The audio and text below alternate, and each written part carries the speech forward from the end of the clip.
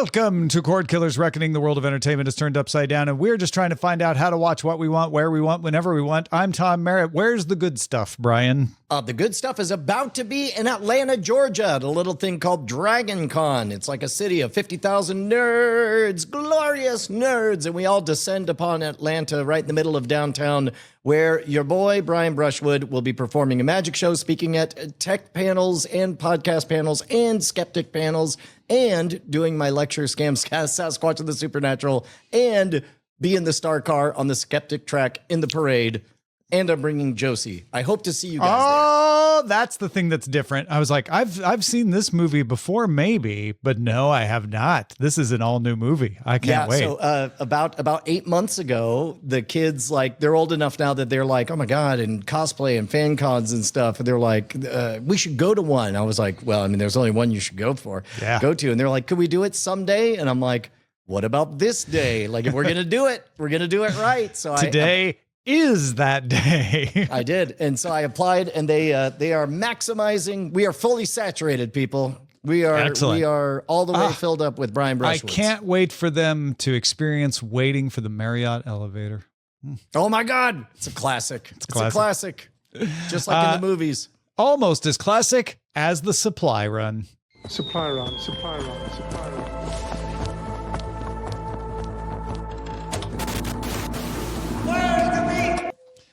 Now, most companies are being selective about movies these days. We've talked about Apple reducing their slate.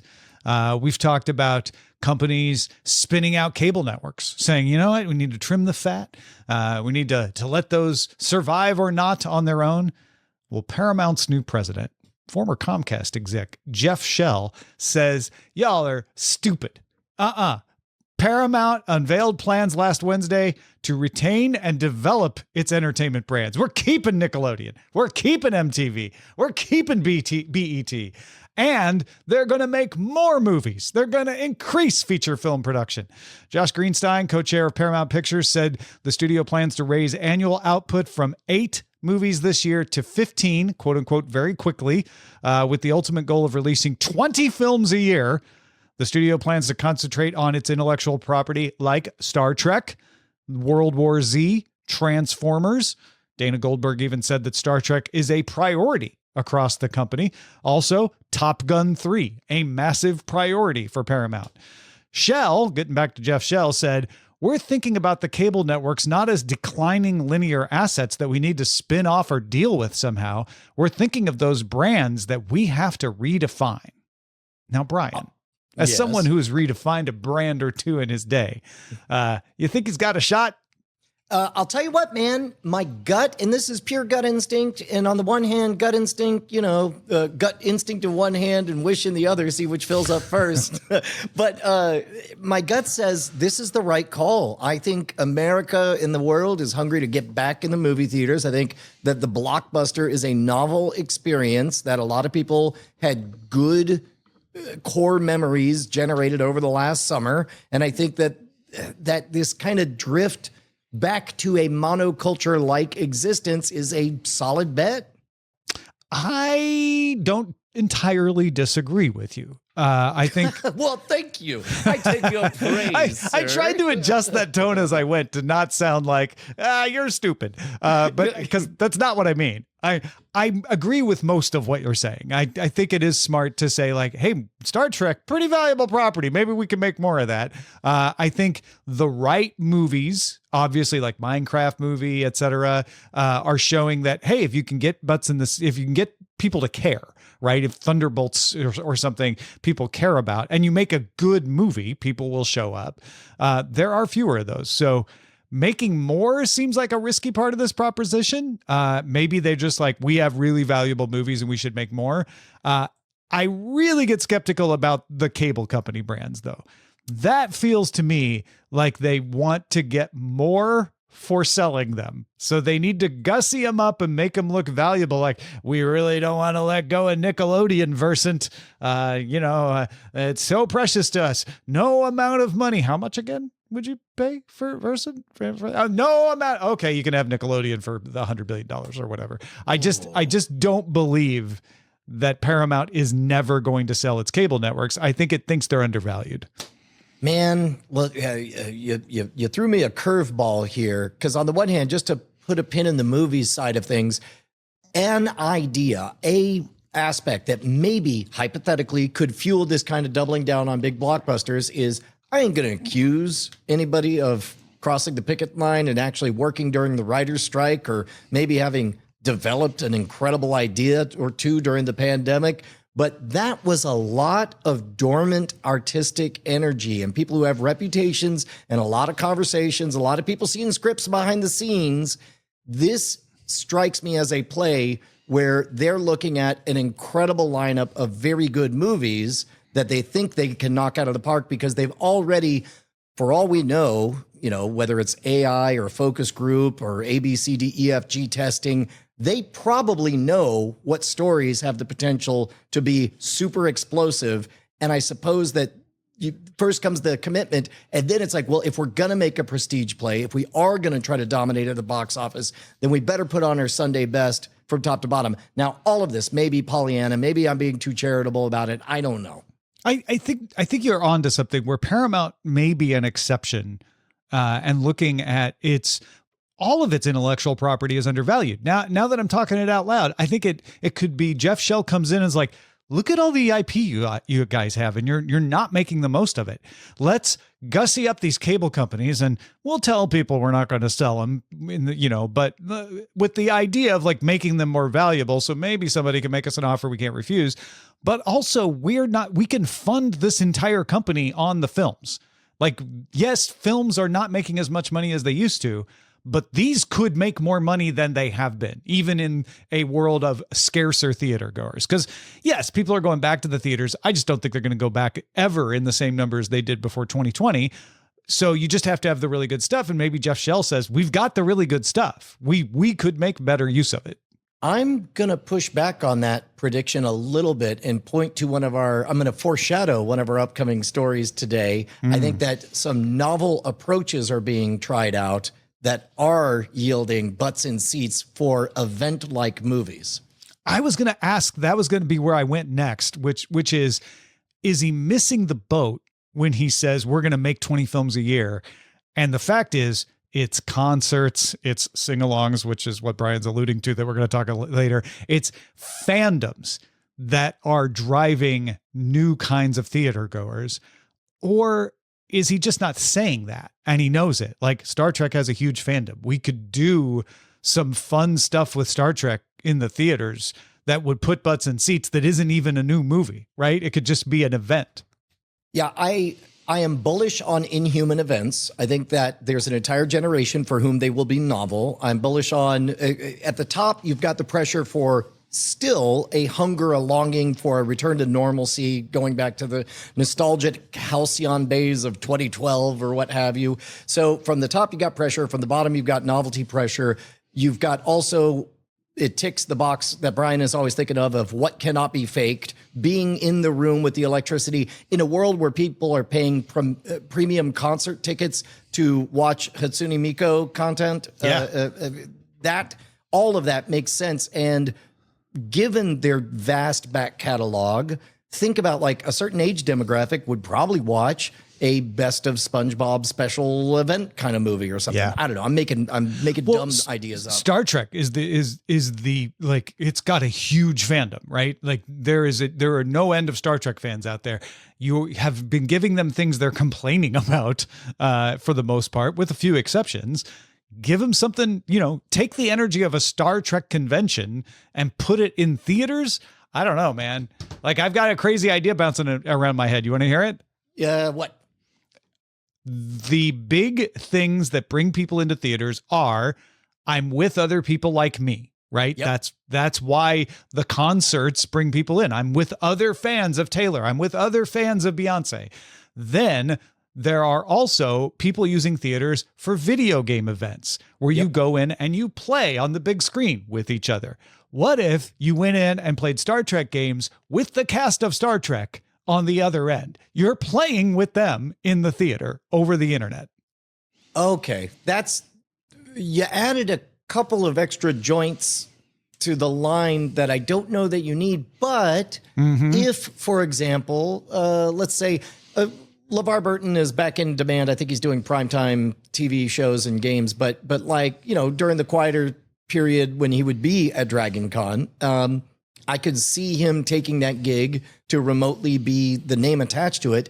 And I guess they don't have to be there in person if everybody else is there having a good time. You're playing games with everybody, and there's Jonathan Frakes up on the big screen playing as well. And, there's a tournament, and one of the people in your theater is guaranteed to make it in the final against Jonathan.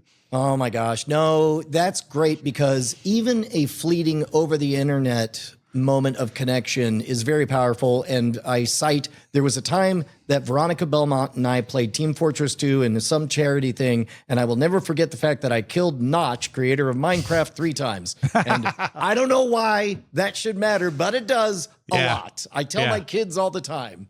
And you can have it where, you're going to keep using Jonathan Frakes. I don't know why. You use LeVar Burton. You could use LeVar Burton. I'll switch to LeVar. LeVar Burton is talking to like, oh, so-and-so in Philadelphia. I'm on to you. I know what you're doing here. And you can call out people. And even if they don't call out you, if they call out the person next to you, you get that jolt of like, oh, he talked to the person right next to me.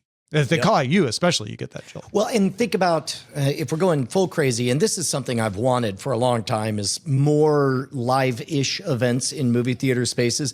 I could see like a 15-city costume contest or something like that, where it's all done by video, but they're virtually, presenting to 10,000 people in movie theaters all at once. That would be a bit of a heavy lift in terms of logistics, but no heavier than Netflix's live streaming. Yeah, no, it's doable, right? It does depend on the contractor that you hire to bring the tech for that, but it should be doable, and it will probably fail depending on who they get.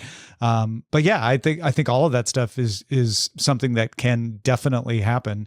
I was at a movie theater recently where it was a live stream of a concert. The concert was happening, so this was not a tape delay or anything, and the audio got out of sync. And at some theaters, this happened, and they just left it out of sync. In some theaters, they just stopped the live stream and refunded everybody's money. Ooh. In our theater, the person who was running it told someone, just go down and tell them. And as soon as you tell them, I'm going to restart, and it's going to come back and it'll be in sync. I promise. And that's what happened. They came in and said, hey, everybody, we know it's out of sync. We picked this time because it's between songs. He's going to reboot right now. And I know you're going to miss a couple of minutes, and we're really sorry, and we'll give you a credit afterwards, but it'll bring the audio back in sync. And he did, and it worked. And it's like, oh, all you need is people who know the tech, and it makes all the difference in the world. All you need. Is that all, Tom? Well, those are certainly in big supply. Oh, wait, no, they're not. We don't train anyone to do anything. Nobody understands anything. They all shrug and say, I was just told to clean up. I don't know.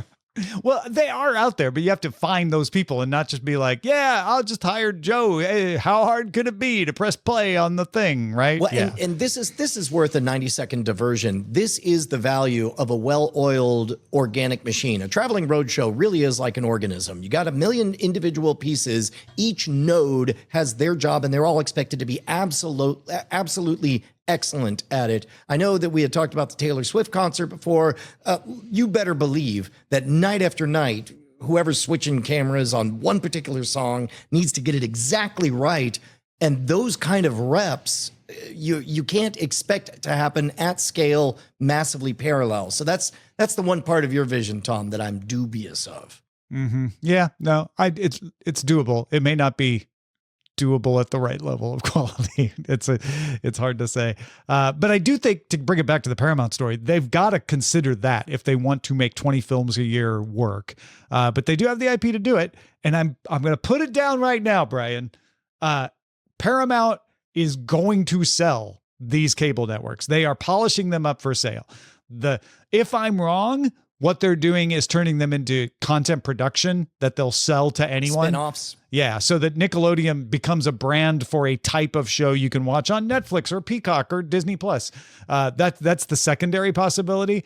But I really do think let's make these really attractive so that either they sell them off themselves, or when someone acquires Paramount, they are worth it to acquire, and then they will sell them off to somebody else. Yeah. I could see that. Yeah. You know what else I can see? What else can you see, Brian? I can see for miles and miles, man. This show's never going to end. Number one, the This singularity show? is going to come Today? true. Oh, yeah. No, we're going to live forever. And then when we do, we're going to fund this show, as we always have, 15 years and counting, by the fantastic patrons who join us over at patreon.com/Cordkillers. Those are the beautiful, beautiful souls that keep us loud, live, and independent. And we give them special perks. Not only do they go to sleep with the quiet, smug satisfaction, it's a proven fact, I assume, that they get better sleep and live longer themselves because they don't have the guilt of enjoying all this without chipping in a little. So we kick something back to them. We give them early access to the full experience. That, of course, is where we watch the first, the ultimate, the lowest rated, and the last episode of a series. And they get exclusive access all the way into our id with the what is it? After talk. Yeah. After talk. Boy, a lot of so shows. far We do into a our lot of id shows. that we couldn't even access the name of it. That's right. You know what? We deny that officially After Talk doesn't even happen. Only patrons know whether or not it occurs at all. Yeah. So you wouldn't steal a policeman's helmet, right? Well, I mean, Don't take this show and not give anything back to us. Patreon.com/Cordkillers. Let's move on to the search party.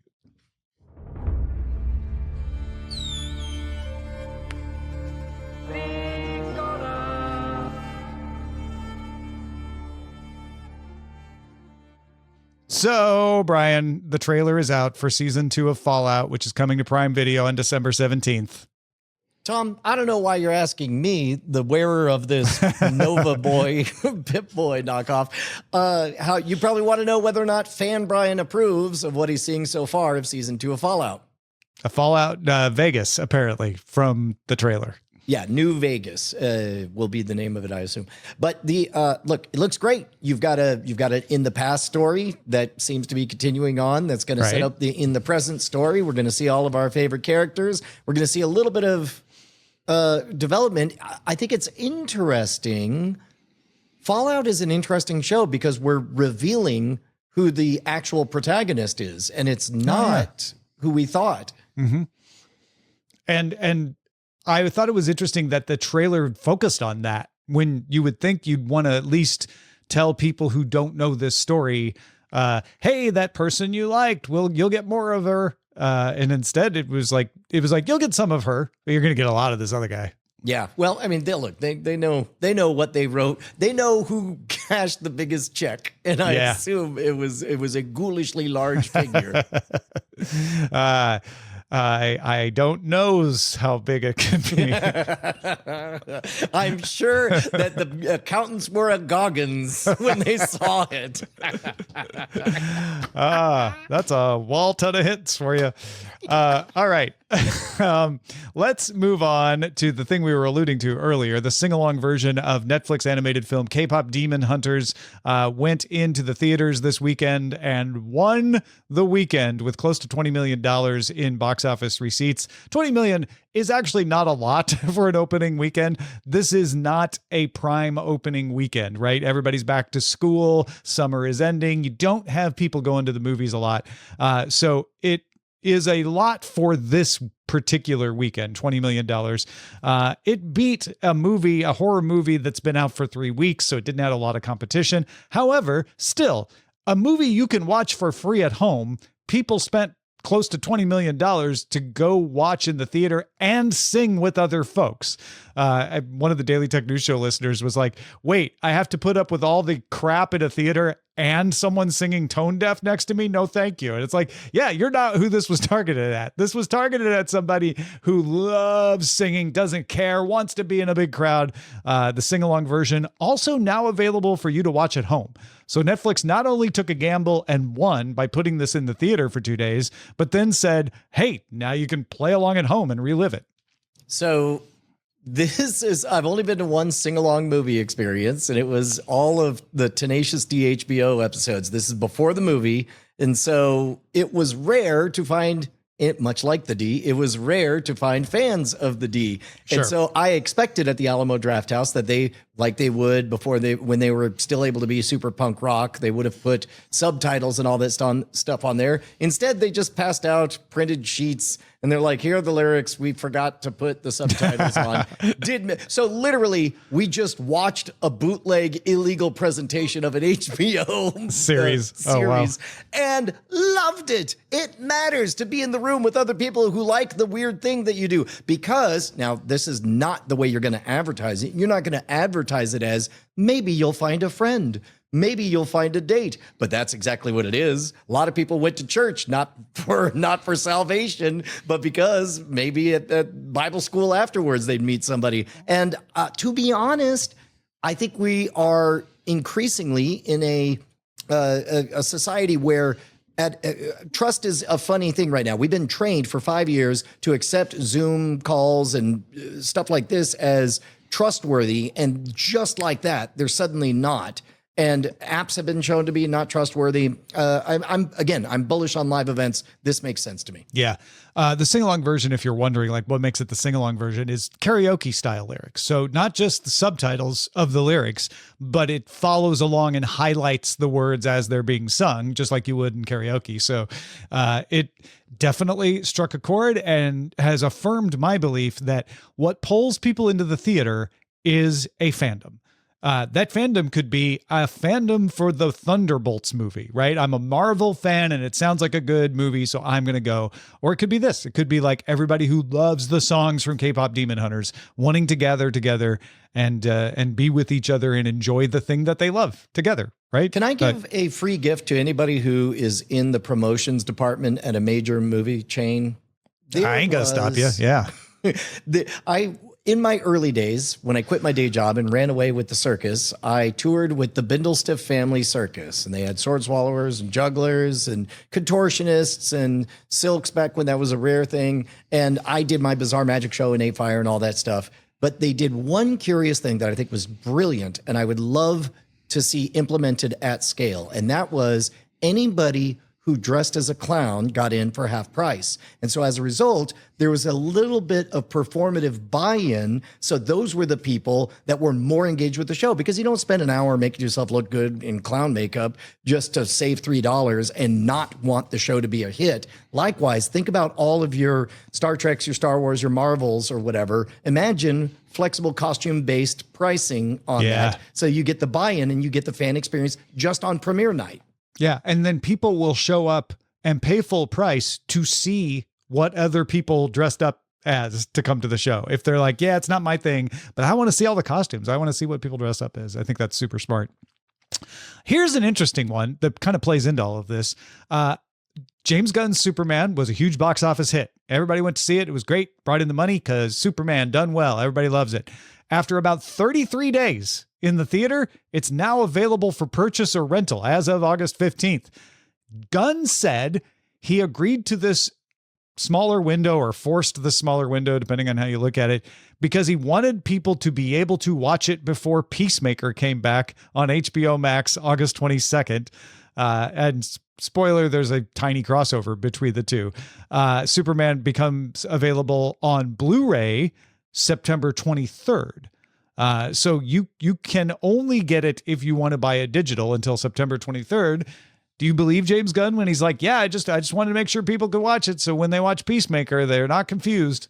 It's so funny because I had the exact same thought as you are suggesting, which is this just marketing speak? Because traditionally, for the uninitiated, that was code for something really didn't perform well, is when you yank it from theaters and sell it super fast. And this clearly did well, so it's not that. Right.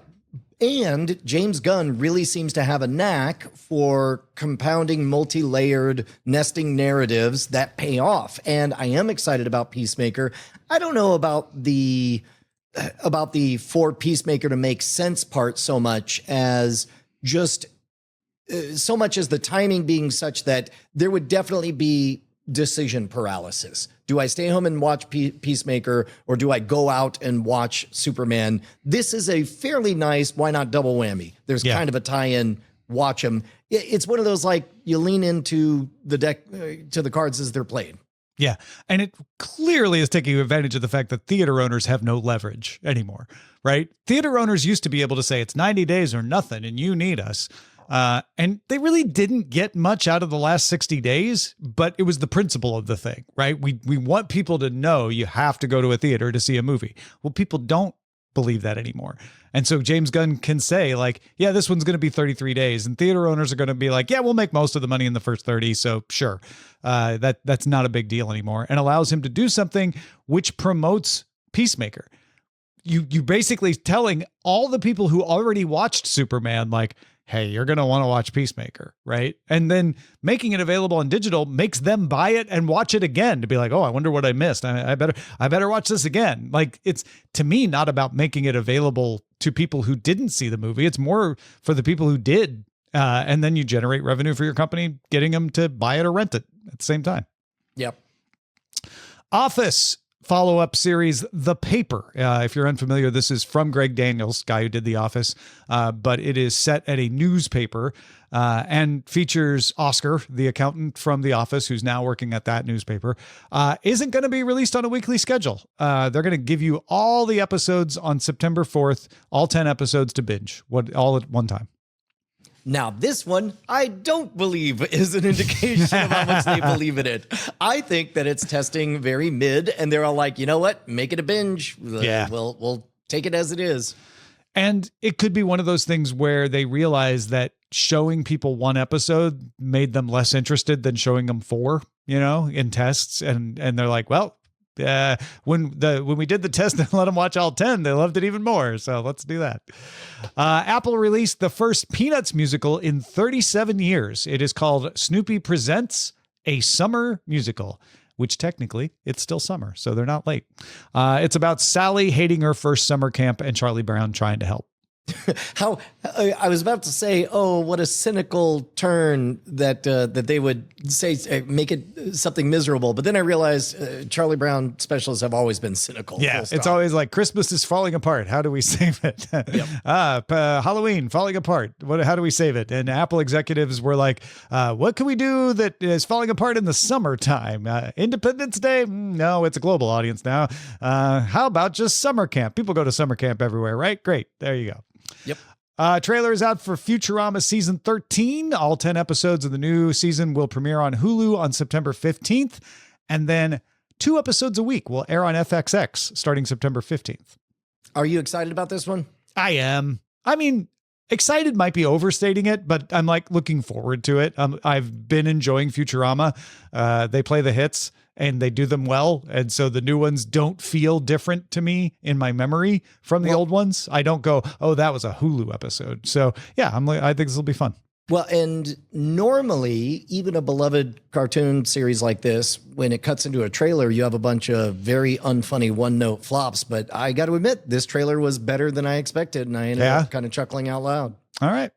I know you're not a big sports fan. You kind of passively consume it. No, are you kidding me? Well, as a huge sports fan, then you'll be happy to know that the NBA TV schedule for the coming season is quite simple. Okay. I'm going to be able to read right from the press release and you're going to get it right away.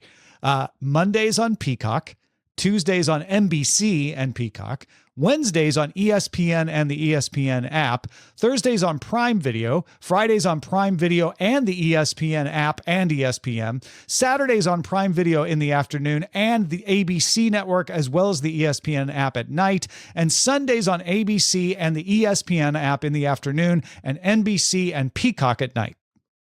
Tom, I don't want to be cynical here, but if I were somebody prone to conspiracy thinking among corporations, I might accuse them of, I don't know, trying to set up a scheme such that the simplest thing was to just ask for where's the thing where I pay for everything and get all of the thing that I want. Yeah. And that would make sense if that existed. Right? But you can't add ESPN to Prime Video or Peacock. I think there's a deal to add Peacock to Prime Video, but it's not in the Prime Video app. It's just a bundle. So you have to have separate apps. And it is only those 3. And it gets more complicated when you have to add in this one will be broadcast on ABC, but it's in the ESPN app. If you stick to apps, it gets a little more simple. Well, and keep in mind that a confusing, snarled tangle like this for consistent programming, incredibly valuable data. You can mine so much data because you could get a map of who's driven by fandom for a particular team. You can get a map of who is so deeply committed that they went through this Byzantine thing. Yeah, and once you know those numbers, by intentionally setting everything up as an obstacle course, then you can later sell the solution, and how much commitment there is will directly inform you as to what to set the price at. So weirdly, look, this is ugly. It's stupid from a fan perspective. This is a pain in the butt. However, I think from a tactical, strategic point of view, it's pretty brilliant. I wonder where we'll end up with these sorts of things, because this is mimicking the old way of doing deals, right? You'd have some games on ABC and some games on CBS, and then everybody would just look in their TV guide and go, oh, I turn it to channel 2 today. Oh no, today it's on channel 4. Now they're doing the deal as if that's still the case, but it's apps and services they have to pay for separately. I wonder if down the road, people just end up gravitating to everything from this league is on this app. Like that is, Peacock is the NBA app and ESPN is the MLB app. I wonder if we ever get there. Yeah. Netflix released a trailer for part 2 of season 2 of the show Wednesday, which drops its last 4 of the 8 episodes of this season on September 3rd. The first half of the season brought in 50 million viewers in 4 days. That's the second highest weekly total ever for a Netflix series, behind only Wednesday season 1. And K-pop Demon Hunters, now the second most popular movie ever on Netflix, behind Red Notice, with 38 days left in the window at that counting for it to catch up. Were you excited by this trailer? I know that you enjoyed Wednesday. We had someone who emailed us who eviscerated Wednesday season 2. They liked season 1 and just thought Wednesday season 2 was a total failure. I disagree with them wholeheartedly. I thought Wednesday season 2 was even better, and I liked it because of the things that are new, like adding in more appearances of mom and dad and being more Addams Family like. But to each his own. I thought it was great. Sesame Street will launch on Netflix on November 10th. And Ms. Rachel, a YouTuber with more than 16 million subscribers, launching season 2 of Ms. Rachel on Netflix on September 1st. Interesting. He says as he hits a bunch of buttons. Says Sesame Street, that's more of a like, hey, remember when we told you Sesame Street was coming to Netflix? Well, that happened starting November 10th. It's still on PBS too, just like when it was on HBO. The Ms. Rachel thing is more interesting to me because this isn't YouTuber tries to make it or platform tries to add YouTube shows. This is just a person who's making a successful version of their show on Netflix. Yeah. YouTube also offering a new monthly option for its NFL Sunday ticket package. If you are not a returning subscriber, it's $85 a month. It's more expensive if you're a returning subscriber, but that's always true. The yearly cost is $276 if you're a new subscriber, but you pay more to come back after the next season. So $85 a month if you're just wanting to go month to month. It'll be more expensive for you month to month next year, though. YouTube will also stream a game for free on YouTube, not on YouTube TV, September 5th from Brazil. YouTube announced it will have 4 dedicated watch with streams of the games. So you'll have 2 in English from iShow Speed and Tom Grossi Broadcasting, and then 2 in Spanish from Robe Grill and Escabeche. Wow. Yep. Tom, I have something to reveal. When you thought I was a big sports fan, I lied. What? That's not Brian, true. You entirely fooled me. That's not true at all. Although those are eyebrow-raising numbers, but they make sense. I mean, if you're hosting regular parties, if you're having friends over, it's kind of like... The big thing is, for people who love NFL Sunday Ticket, that price doesn't matter. They'll pay it. And having the ability to say, I don't want to pay for the whole season at once, but I do want it in October because those are the games I care about that'll be on there that I can't watch otherwise. That's something people have wanted. And so it's interesting that they're giving that. And these watch with streams, that is something to keep an eye on because there will be the stream with the traditional play-by-play. These are additional streams where you can just like hang out, which is something ESPN was doing with Monday Night Football on ESPN2, where they were having a more casual version of the commentary. We were just hanging out. So that seems to be becoming a thing. Netflix obtained the rights to stream the 2026 World Baseball Classic tournament. It's kind of a World Cup tournament that Major League Baseball puts on in Japan. Netflix just got the Japanese rights. They didn't get the worldwide rights, just the Japanese rights to show the World Baseball Classic. And Japan has won the last World Baseball Classic, so it'll be very popular there. Yahoo Sports launching a free ad-supported streaming channel with original program covering big leagues. This is basically all the videos from Yahoo Sports Network in one place. With some live stuff. And then Bloomberg reports that YouTube is bidding on the rights to stream the Academy Awards, aka the Oscars. ABC has the Oscars through 2028, but is out of its exclusive negotiation window. So now others can join, and apparently YouTube is interested. Yeah, I wonder how serious YouTube is. That seems like they're a strong serious. fit. Yeah. Like, it seems like when YouTube gets it, and I actually, if I was going to place an even money bet, I say, well, I don't know, Disney ABC does have a lock on it. They may be precious about it, but I could see that being like the biggest thing on YouTube in a minute. Disney apparently won't spend any amount of money to keep the Oscars, or they would have finished this in their exclusive window, right? But they're not out of it. They may just be trying to see if they can get a bargain. YouTube wants to be known as the place where you watch live things, right? And sometimes those things aren't necessarily legal, like a Taylor Swift concert that somebody is streaming from their phone. But if they had the, honest to goodness rights to the Oscars, I think that would fit right into their brand. Yeah. All right, let's move on to the buried treasure. Most people want to know why they suddenly got rich. Buried treasure.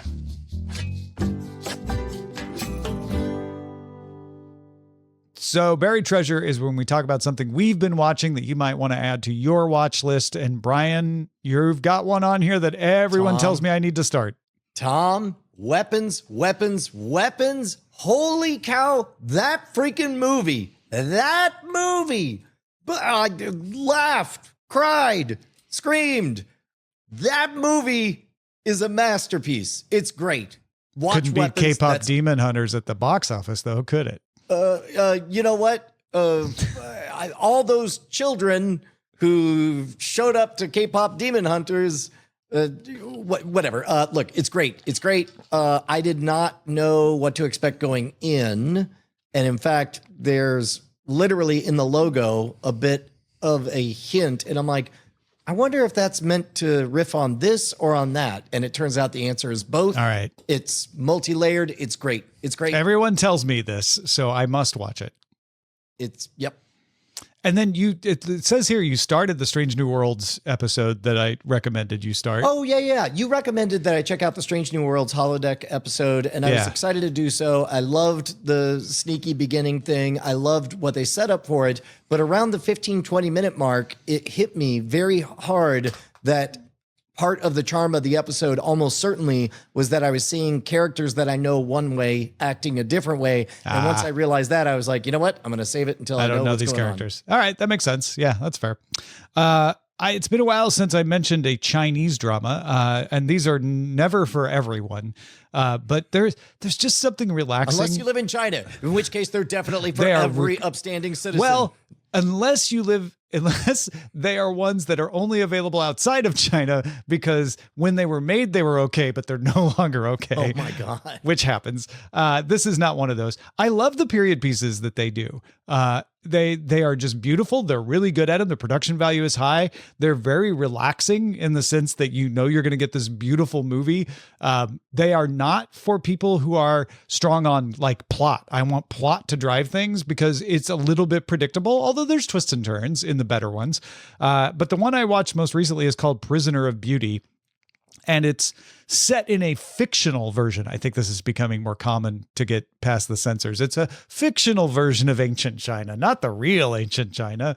And it's about a woman who is married to a rival chieftain because, politics. And then they slowly have to gain each other's trust. And of course, fall in love at some point. And it's done well. Like, it's like, okay, I know how this is going to go, and it's still like believable, and they fight longer than you would expect. So if you're looking for a pretty ancient drama, of people drinking tea and doing sword fights and riding horses and all of that, Prisoner of Beauty, not only on Viki, but you can find it on YouTube as well. So you don't even have to pay for something. Cool. If you got something we should be on the lookout for, email us cordkillers@gmail.com. I mean, and speaking of email, you can just email me and be like, Tom, I have a question about Prisoner of Beauty. Why you like these commie dramas? And I'll explain that to you. Just got to sign up for my newsletter at freetomnewsletter.com. Tom, I mean this sincerely. You may have the single most wholesome email I've ever signed up for. It is everyone just reeks of sincerity. Even if like nothing interesting's happening, you make sure to diligently report how little happened that week. It is so authentic. It is and yeah, you're not selling me. So me, I'm going to sell you lockpicks. Eventually I'm going to tell you to come to my stage show. You, it's like, have a great day. That's it. So it's amazing.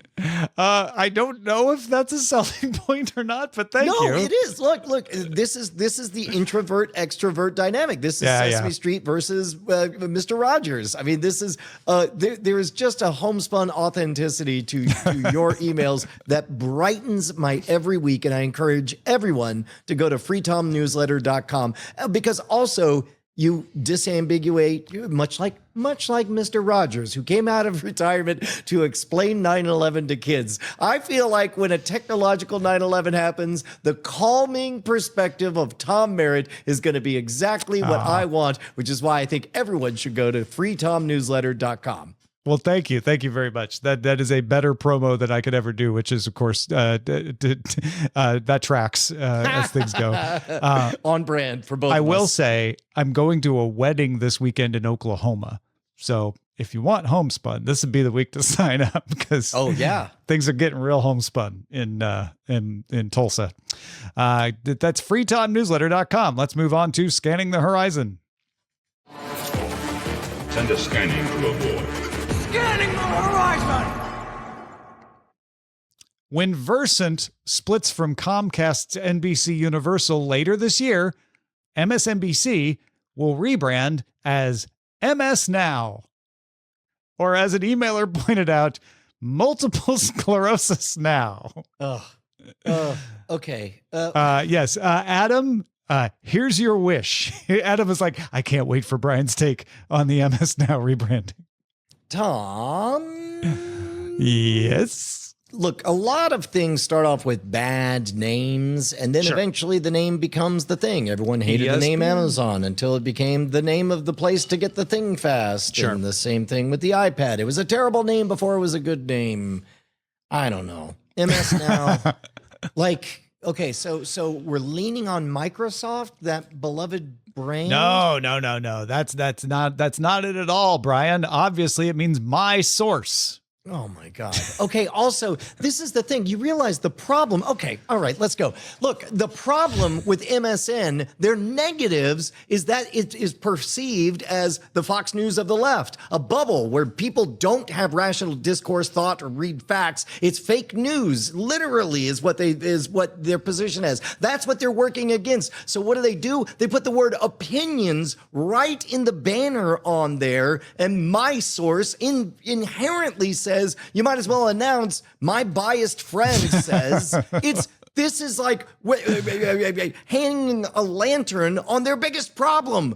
I don't. Is it a problem though, or is it an advantage? I think you could make an argument that the bias and the I'm going to get that stuff is an advantage. It's not. This is the worst part. This is the most pernicious part of all, Tom, is you're 100% right. For the bottom line, this is the exact right thing you do. You take news discourse and you politicize it and you get people to pay to go deeper during the crazy well. That's what the Washington Post did. That's what New York Times has figured out. This is what is wrong with America.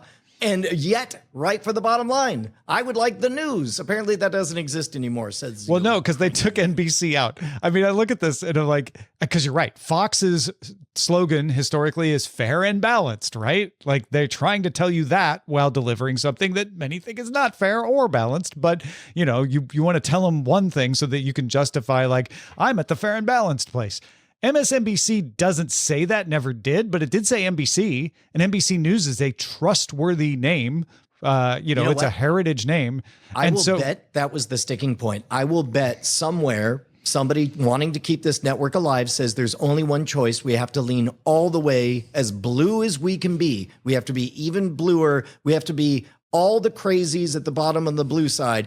Fox News has all the crazies on the red side. We need all the crazies on the blue side. And somebody said, over my dead national broadcasting company, we will never put our name on that. And they're like, what if we drop the NBC? What if we just do MS? Yeah, and you may rightly point out that Versant will not be part of Comcast and NBC is sticking in Comcast. But CNBC's not changing its name. CNBC gets to keep calling itself CNBC. So yeah, there's something to what Brian is saying. And if you can't use NBC anymore, well, what if we just use the first three letters and just drop the B and the C? MSN. Well, that sounds too much like Microsoft Network. Oh, but now is very of the moment and we're news. So instead of MS News, which would sound like Microsoft News, we'll be MS Now. There you go. I just summarized like ChatGPT. News might imply that they carried, I don't know, news. Terrible. Apple is raising the price of Apple TV Plus. It'll go from $9.99 a month to $12.99 a month. But if you pay annually, there's no price increase. So you're getting an even bigger discount if you pay annually. It's still $100 a year, which is less than $10 a month. Or if you already get a bundle, like if you bundle iCloud and Apple News and Apple Fitness together, they're not raising the price of the bundles. So your Apple TV Plus is no more expensive if you get the bundles. This is a clever way to get people to move into the bundles, I guess. I don't know if it's a good way to entice people to try it. Yeah, a lot of fee raisings. I used to be a fan of them because it implied there was health in the post-cable world. Now I feel like it's just a reflection of the horrible inflation spiral we're in. Welcome to Old Man Cranky Brian talk, where Brian's done with it. He's over it. Inflation was Ford's problem, but when that Jimmy Carter gets in office, he'll fix it. Don't worry. I've seen this movie. YouTube TV could soon lose access to Fox channels. It announced on its official blog just days before the NFL season begins. I guess it's a way to make people sign up for your NFL Sunday ticket. But the blackouts would still apply. If both sides aren't able to come to an agreement by 5 p.m. August 27th, so this may have already passed by the time you listen to this, you will no longer be able to get Fox News, Fox Business, Fox Broadcasting, NFL games at all. The content from the channels saved in your library would also disappear. You wouldn't be able to get access to those. In case YouTube TV does not reach a deal with Fox in time, they will give everyone an extended credit of $10. Now, if they won't give that credit at 5 p.m. Eastern on August 27th, they're saying an extended period of time. So they didn't define how long that was. But my guess is if they're giving you a $10 credit, it's probably for a month. Yeah. I don't know what to make of this from the outside. Well, I'll tell you what to make of it. You can just sign up for Fox One, a streaming service, which has now been available as an Amazon Prime Video add-on just for you, Brian. I know that's how you like to manage your content. Same price, $20 a month, as if you did it a la carte, but you can add it to Amazon Prime. Yep. I don't know why the friction matters, and anybody who's designing anything, keep it frictionless. And we're in that very awkward adolescence before the robots are really consistent and good at making these things easy. But until that happens, if you're designing anything, make it very easy for me to sign up on Amazon. By the way, W. Scott is one pointing out that with Fox One just launching August 21st and this contract coming to an end on August 27th, it's a fair bet that this is an argument over what price what revenue share YouTube gets if it were to make Fox One available as an add-on to YouTube and YouTube TV. So we're seeing yet another echo of carriage disputes Yeah, between networks and providers. Yeah. Netflix announced the schedule for its Netflix House openings. Remember, they did a restaurant in Vegas, and they've done immersive experiences here and there. This is going to combine all of that into one location that is a permanent location. Netflix House in Philadelphia opens November 12th at King of Prussia Mall. The Dallas location opens December 11th at Galleria, Texas. And then there is a Las Vegas location. They'll expand on the restaurant that will open sometime in 2027, but we don't have a fixed date on that one. Yeah, I think the food angle is a good one. I think the pop-up is a good strategy. I think that they're avoiding owning a lot of real estate by doing it this way. I think this is a lean, efficient way for an ephemeral brand to cash in. Yeah. You know what I noticed taking up space in a lot of tourist areas these days is the escape room. Mm-hmm. You know, the family comes in like, oh, a fun escape room. We got a couple hours to kill. Yeah, let's go do that. This feels like an expanded version of that. Oh, the Wednesday activation. Well, let's go do that. And then we can eat in the Netflix restaurant afterwards and eat some Wednesday themed food. I'm not sure what that would be. Stars is now Black spaghetti. Yeah, exactly. Squid-ink. Stars is now a separate company from Lionsgate, so it released its first earnings report on its own. Revenue down 8%. Streaming subscribers dropped 13.04 million last quarter to 12.2 million this quarter. I'm sorry, they didn't drop 13 million. It dropped from 13 million to 12.2 million. If you add in Canada, total North American subscribers were 19.1 million, which is still a drop of 520,000. I mean, that's a hit, but it doesn't sound like a disastrous one. I don't Everybody think. else is rising, though. Nobody's dropping. Even AMC is rising on its streaming subscribers. So when your streaming subscribers drop, AMC is dropping subscribers because cable, but streaming is rising. Stars is dropping streaming subscribers. That's the wrong direction. And isn't it funny, because I remember all the way back to, I think it was CES, where we were meeting with the folks at Stars, or they happened to come by to visit us. And we were like, man, you guys are crushing it on Netflix. And because the Stars catalog was what was fueling Netflix's incredible popularity. And they're like, yeah, it'd be nice if we made any money from that. And so now I just feel like Stars is Gil from The Simpsons, where he's like, oh, geez, I don't know what to do with this catalog. Oh, silly Stars. Oh, me, oh, my.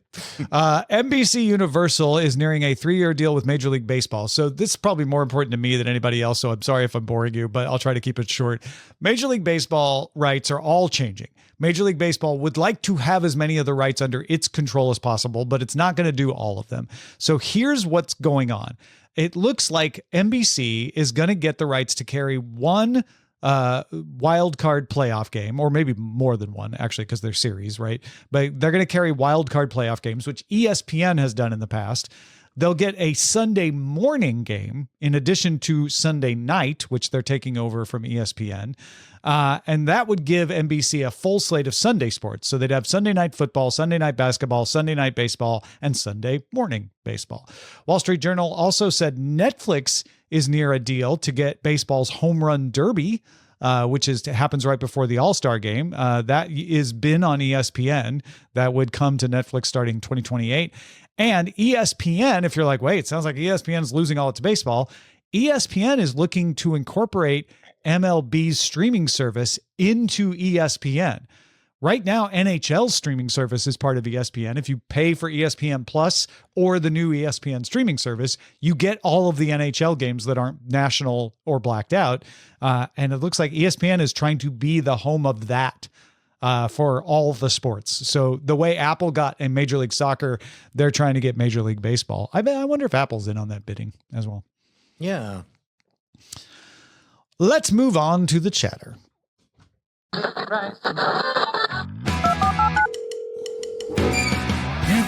Got mail.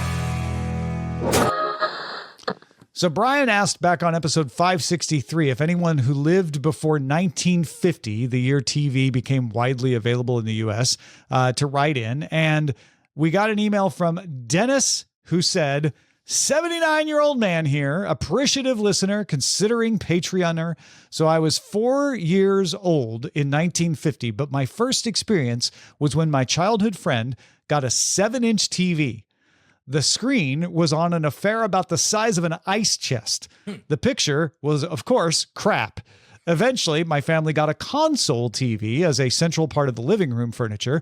The next memory that comes to me was the year 1970 that I borrowed a 13-inch color TV from my father to watch the Super Bowl in my own home. I never returned it. You also talked about cable adoption. I was one of the first ones in my town of Collinsville, Illinois. That is right on I-70. I've been there.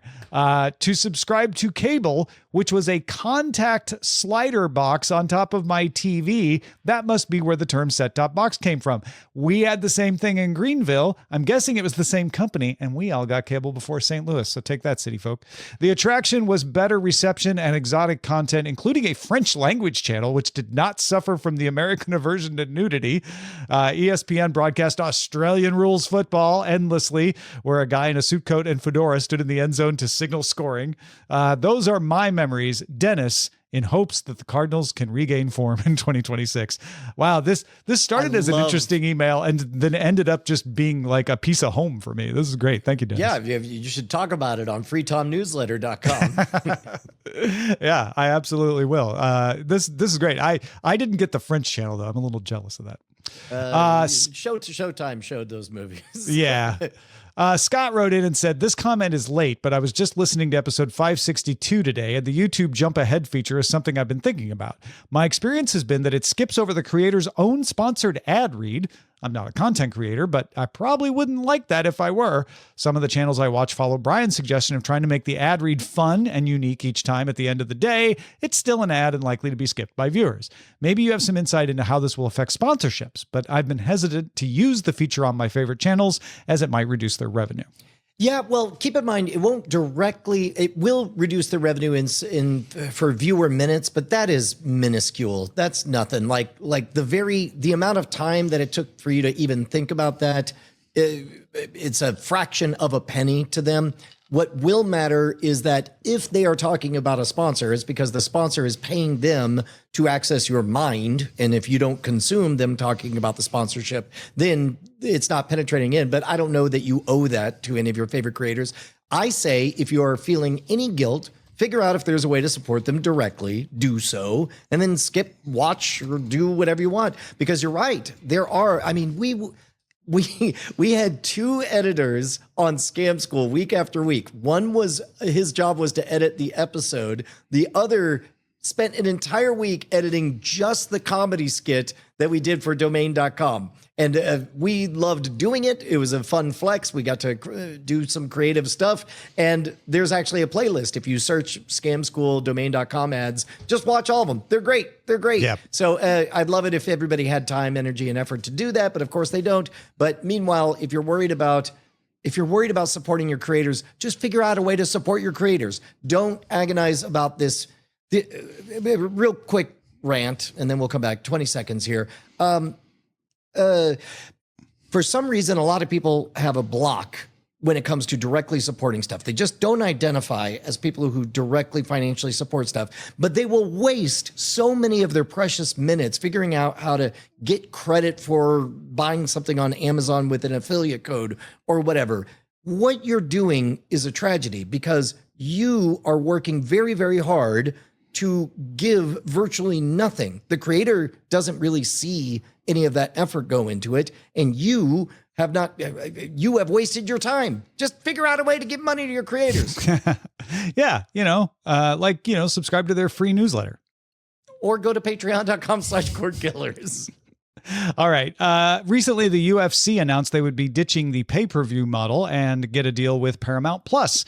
Onder wrote in, MMA is the only sport my wife and I follow, so for me, this is big news. I was excited. I knew that this was going to be something you guys would talk about and was curious what angle you'd take on it. The whole beginning part of the show, I was waiting and asking myself, what about the big UFC news? When Tom finally brought it up, the response from Brian was a simple but questioning, yay?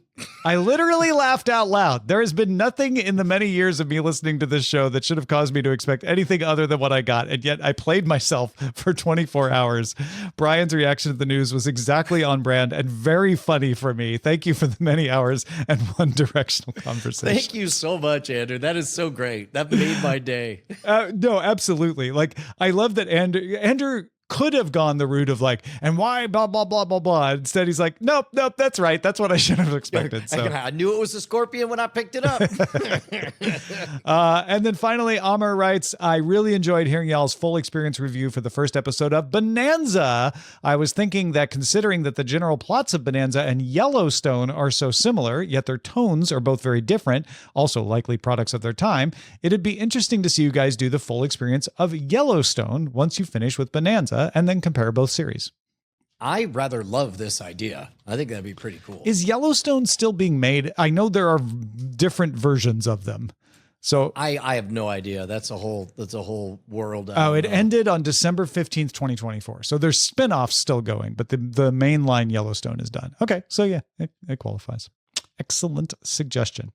That is it for us. Our website is cordkillers.com. Our email address is cordkillers@gmail.com. And we are live on twitch.tv/nightattack and youtube.com/modernrogue Tuesdays at 5:30 p.m. Eastern, 2:30 p.m. Pacific. I highly recommend you talk to us then next time.